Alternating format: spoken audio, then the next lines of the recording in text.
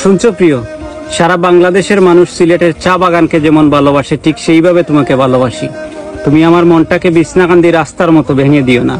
বিশ্বাস করো, তোমার জন্য আমার বুকে হরিপুর গ্যাস ফিল্ডের মতো দাউ দাউ করে আগুন জ্বলছে।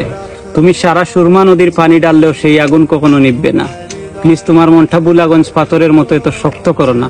বিশ্বাস করো, আমার মনটা সুনামগঞ্জের শিমুল বাগানের তুলার মতো নরম এবং লালাকালের পানির মতো পরিষ্কার। তুমি আমাকে মৌলভীবাজার হরিণছড়া গল্ফ মাঠের মতো যতই খেলাও না কেন, আমি কিন ব্রিজের মতো সবকিছু সহ্য করে নেব শত বছর। চাইলে তুমি আমার সম্পর্কটা সাতকের সুপার কিট সিমেন্টের মতো মজবুত জোড়া দিতে পারো, কারণ মনটা আমার হাকালুকি হাওরের চাইতেও বিশাল। আর যদি না পারো তাহলে মাধবকুণ্ডের জলপ্রপাতের মতো আমার চোখ দিয়ে সবসময় পানি পড়বে। তুমি যদি আমাকে ছেড়ে চলে যাও তাহলে আমার জীবনটা বাইশমুড়া রাস্তার মতো এলোমেলো হয়ে যাবে এবং কৈলাস টিলার মতো ধ্বংস হয়ে যাবে। এক কথায় আমার জীবনটা আলী আমজাদের গড়ির মতো 12টা বেজে যাবে। প্লিজ তোমার মনটা জাফলং এর পানির মতো একটু পরিষ্কার করো। আমি তোমাকে নিয়ে হালবিনা গার্ডেনের আনারসের মতো মিষ্টি একটা জীবন কাটাতে